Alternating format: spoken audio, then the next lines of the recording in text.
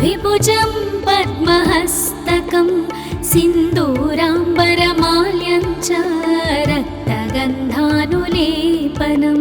माणिक्यरत्नखचित सर्वाभरणभूषितं सप्ताश्वरथवाहन्तु मेरुं चैव प्रदक्षिणं देवासुरवरैर्वन्द्यं गृणिभिः परिसेवितं ध्यायेत् पठेत् सुवर्णाभं सूर्यस्य कवचं मुदा गृणिः पातु शिरोदेशे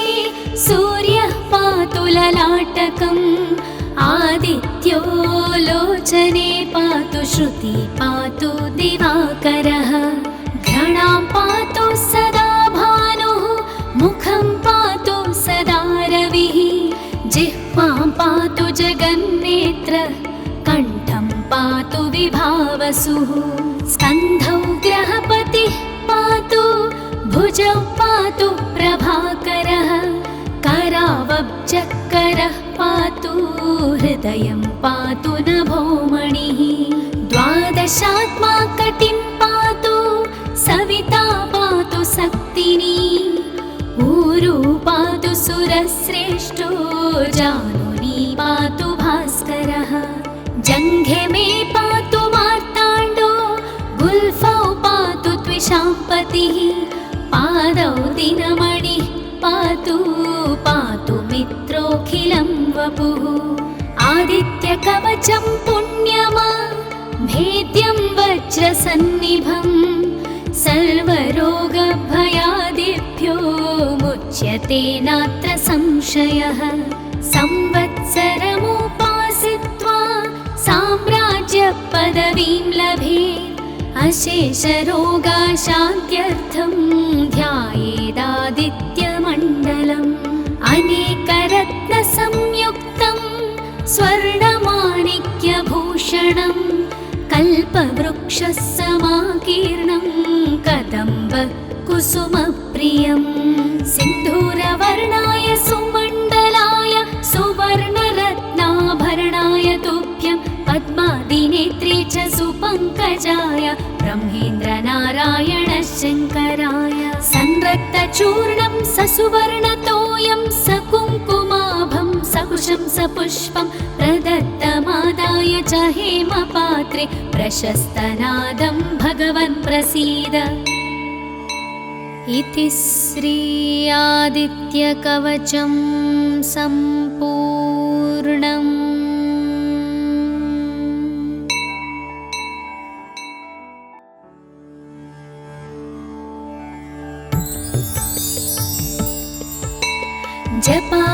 जपाकुसुमसङ्काशं द्विभुजं पद्महस्तकं सिन्दूराम्बरमाल्यं च रक्तगन्धानुलेपनं माणिक्यरत्नखचित सर्वाभरणभूषितं सप्ताश्वरथवाहन्तु मेरुं चैव प्रदक्षिणं देवासुरवरैर्वन्द्यं गृणिभिः परिसेवितं ध्यायेत् पठेत् सुवर्णाभं सूर्यस्य कवचं मुदा गृणिः पातु शिरोदेशे सूर्यः पातु ललाटकम् आदित्यो लोचने पातु श्रुति पातु दिवाकरः घ्राणां पातु सदा भानुः मुखं पातु सदा रविः जिह्वां पातु जगन्नेत्र कण्ठं पातु विभावसुः स्कन्धौ ग्रहपतिः पातु भुजौ पातु प्रभाकरः करावब्जकरः पातु हृदयं पातु नभोमणिः द्वादशात्मा कटिं पातु सविता पातु सक्तिनी ऊरु पातु सुरश्रेष्ठो जानुनी पातु भास्करः जङ्घे मे पातु मार्ताण्डो गुल्फौ पातु त्विषाम्पतिः पादौ दिनमणिः पातु पातु मित्रोऽखिलं वपुः आदित्यकवचं पुण्यमा भेद्यं वज्रसन्निभं सर्वरोगभयादिभ्यो मुच्यते नात्र संशयः। संवत्सरमुपासित्वा साम्राज्यपदवीं लभेत् अशेषरोगाशान्त्यर्थं ध्यायेदादित्यमण्डलम्। अनेकरत्नसंयुक्तं स्वर्णमाणिक्यभूषणं कल्पवृक्षसमाकीर्णं कदम्बकुसुमप्रियं।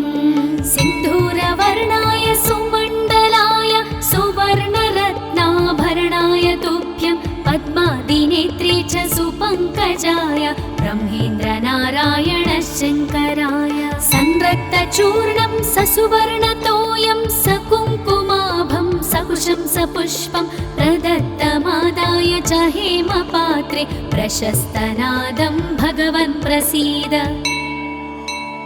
इति श्री आदित्यकवचं सम्पूर्णम्।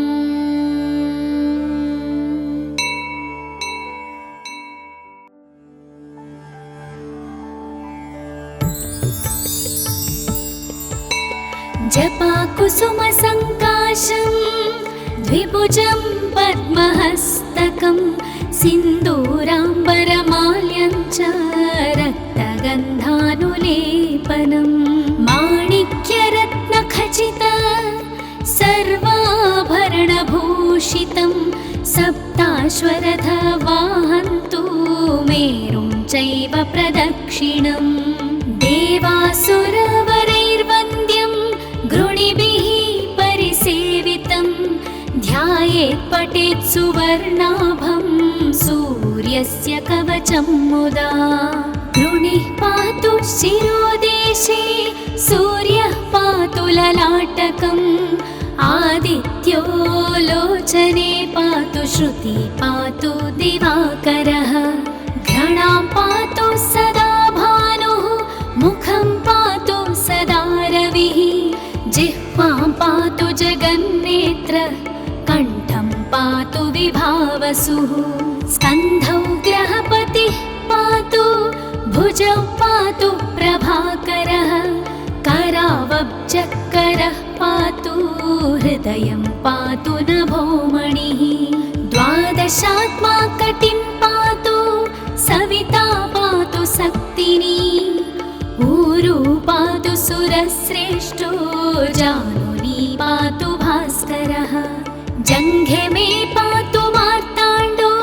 गुल्फौ पातु त्विषाम्पतिः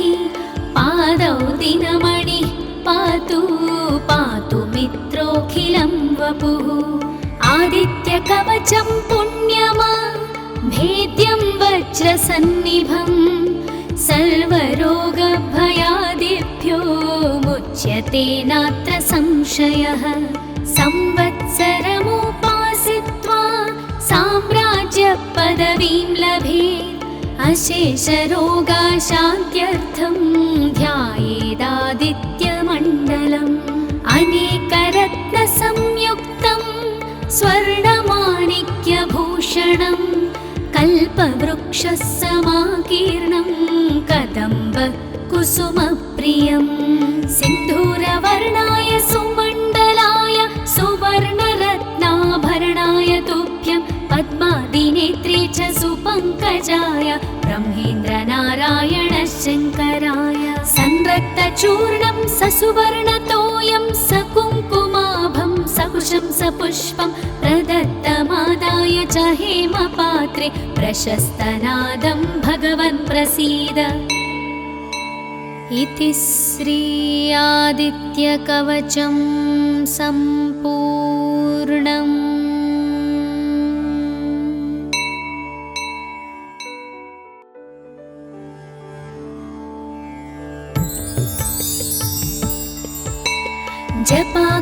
जपाकुसुमसङ्काशं द्विभुजं पद्महस्तकं सिन्दूराम्बरमाल्यं च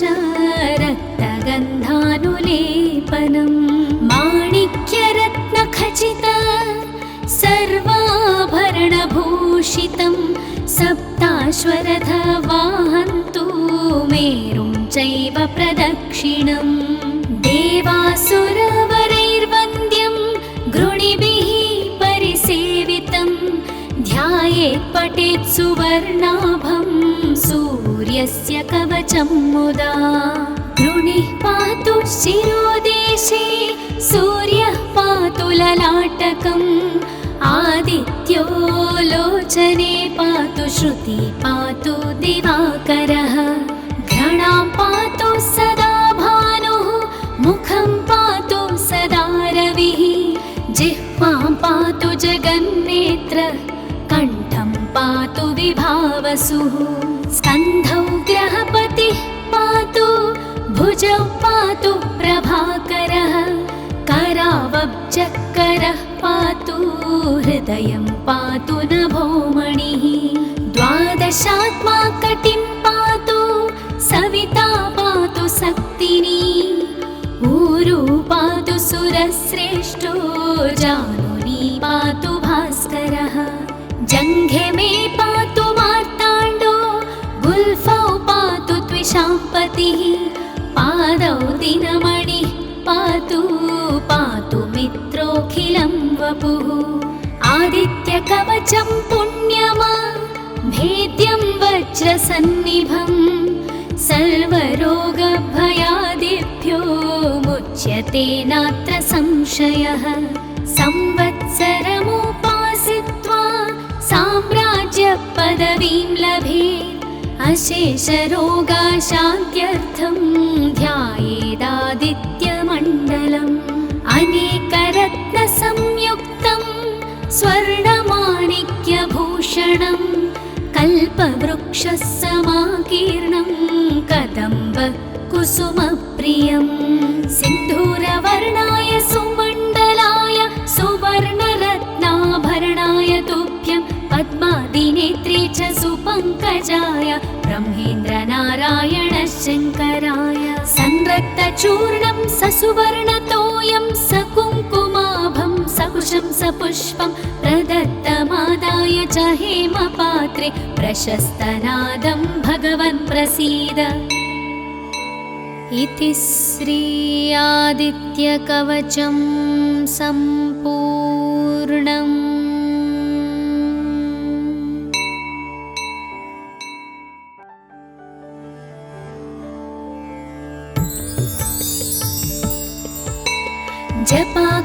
जपाकुसुमसङ्काशं द्विभुजं पद्महस्तकं सिन्दूराम्बरमाल्यं च रक्तगन्धानुलेपनं माणिक्यरत्नखचित सर्वाभरणभूषितं सप्ताश्वरथवाहन्तु मेरुं चैव प्रदक्षिणम्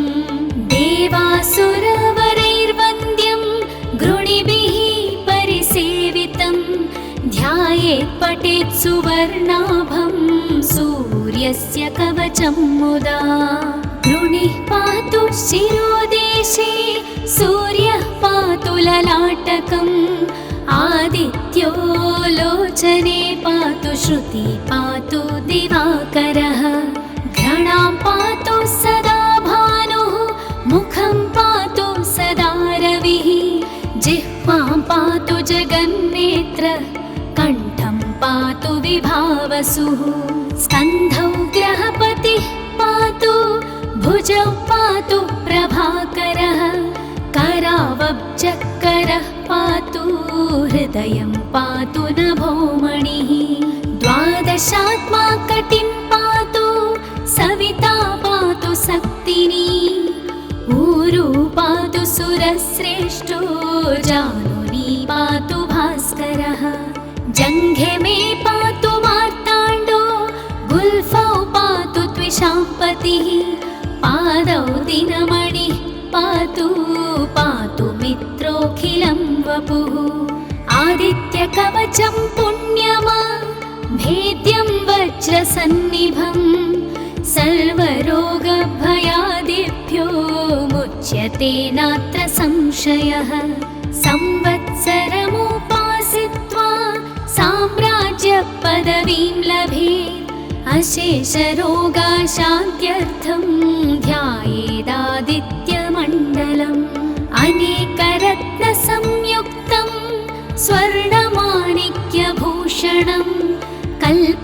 कल्पवृक्षः समाकीर्णं कदम्ब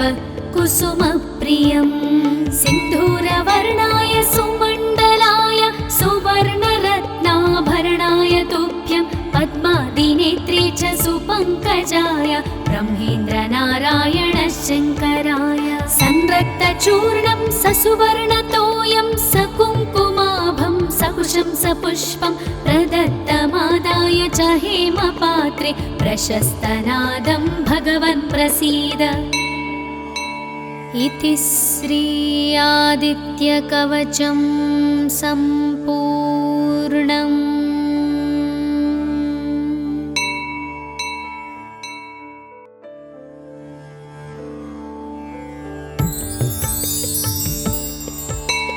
जपाकुसुमसङ्काशं द्विभुजं पद्महस्तकं सिन्दूराम्बरमाल्यं च रक्तगन्धानुलेपनं माणिक्यरत्नखचित सर्वाभरणभूषितं सप्ताश्वरथवाहन्तु मेरुं चैव प्रदक्षिणम् देवासुरवरैर्वन्द्यं गृणिभिः परिसेवितं ध्यायेत् पठेत् सुवर्णाभं सूर्यस्य कवचं मुदा गृणिः पातु शिरोदेशे सूर्यः पातु ललाटकम् आदित्यो लोचने पातु श्रुति पातु दिवाकरः घ्राणां पातु सदा भानुः मुखं पातु सदा रविः जिह्वां पातु जगन्नेत्र कण्ठं पातु विभावसुः स्कन्धौ ग्रहपतिः पातु भुजौ पातु प्रभाकरः करावब्जकरः पातु हृदयं पातु नभोमणिः द्वादशात्मा कटिं पातु सविता पातु सक्तिनी ऊरू पातु सुरश्रेष्ठो जानुनी पातु भास्करः जङ्घे मे पातु मार्ताण्डो गुल्फौ पातु त्विषाम्पतिः पादौ दिनमणिः पातु पातु मित्रोऽखिलं वपुः आदित्यकवचं पुण्यमा भेद्यं वज्रसन्निभं सर्वरोगभयादिभ्यो मुच्यते नात्र संशयः संवत्सरमुपासित्वा साम्राज्यपदवीं लभेत् अशेषरोगाशान्त्यर्थं ध्यायेदादित्यमण्डलम् अनेकरत्नसंयुक्तं स्वर्णमाणिक्यभूषणं कल्पवृक्षः समाकीर्णं कदम्ब कुसुमप्रियं सिन्धूरवर्णाय सुमण्डलाय सुवर्णरत्नाभरणाय तुभ्यं पद्मादिनेत्रे च सुपङ्कजाय ब्रह्मेन्द्रनारायण शङ्कराय संरक्तचूर्णं ससुवर्णतोयं सकुङ्कुमाभं सकुशं सपुष्पं प्रदत्तमादाय च हेमपात्रे प्रशस्तनादं भगवन् प्रसीद। इति श्री आदित्यकवचं सम्पूर्णम्।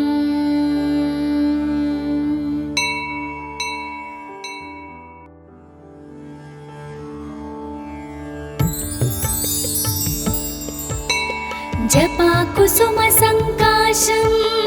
द्विभुजं पद्महस्तकं सिन्दूराम्बरमाल्यं च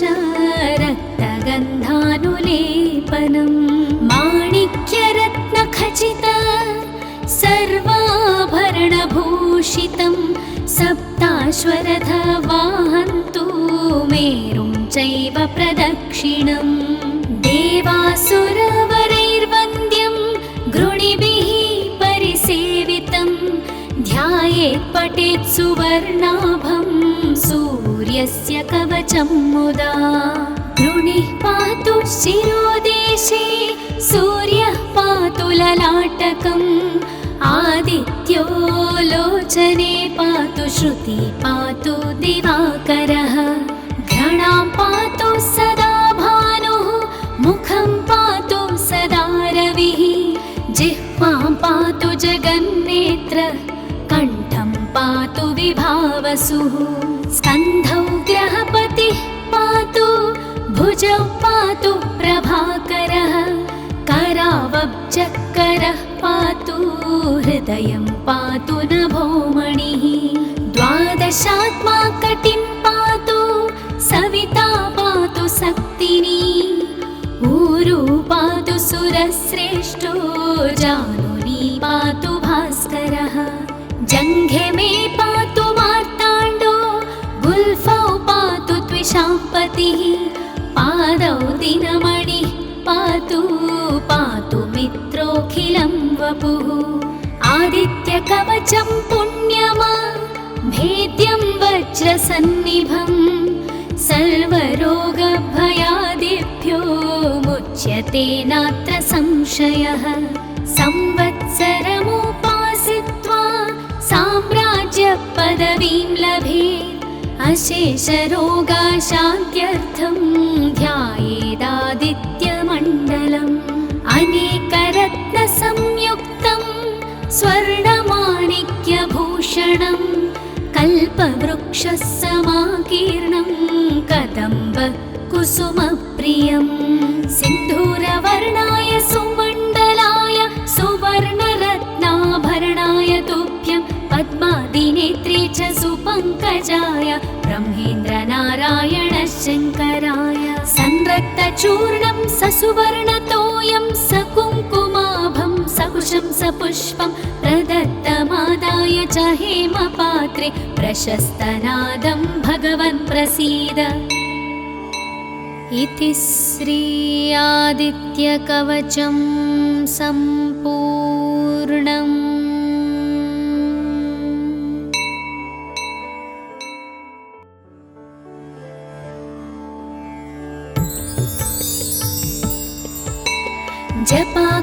जपाकुसुमसङ्काशं द्विभुजं पद्महस्तकं सिन्दूराम्बरमाल्यं च रक्तगन्धानुलेपनं माणिक्यरत्नखचित सर्वाभरणभूषितं सप्ताश्वरथवाहन्तु मेरुं चैव प्रदक्षिणं देवासुरवरैर्वन्द्यं गृणिभिः परिसेवितं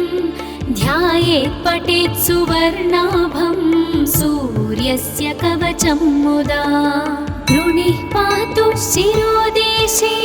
सूर्यः पातु ललाटकम् आदित्यो लोचने पातु श्रुति पातु दिवाकरः घ्राणां पातु सदा भानुः मुखं पातु सदा रविः जिह्वां पातु जगन्नेत्र कण्ठं पातु विभावसुः स्कन्धौ ग्रहपतिः पातु भुजौ पातु प्रभाकरः करावब्जकरः पातु हृदयं पातु नभोमणिः द्वादशात्मा कटिं पातु सविता पातु शक्तिनी ऊरू पातु सुरश्रेष्ठो जानुनी पातु भास्करः जङ्घे मे पातु मार्ताण्डो गुल्फौ पातु त्विषाम्पतिः पादौ दिनमणिः पातु पातु मित्रोऽखिलं वपुः आदित्यकवचं पुण्यमा भेद्यं वज्रसन्निभं सर्वरोगभयादिभ्यो मुच्यते नात्र संशयः संवत्सरमुपासित्वा साम्राज्यपदवीं लभेत् अशेषरोगाशान्त्यर्थं ध्यायेदादित्यमण्डलम् अनेकरत्नसंयुक्तं स्वर्णमाणिक्यभूषणं कल्पवृक्षसमाकीर्णं कदम्ब कुसुमप्रियं सिन्धूरवर्णाय सुमण्डलाय सुवर्णरत्नाभरणाय तुभ्यं पद्मादिनेत्रे च सुपङ्कजाय ब्रह्मेन्द्रनारायण शङ्कराय संरक्त चूर्णं ससुवर्णतोयं सकुङ्कुमाभं सकुशं सपुष्पं प्रदत्तमादाय च हेमपा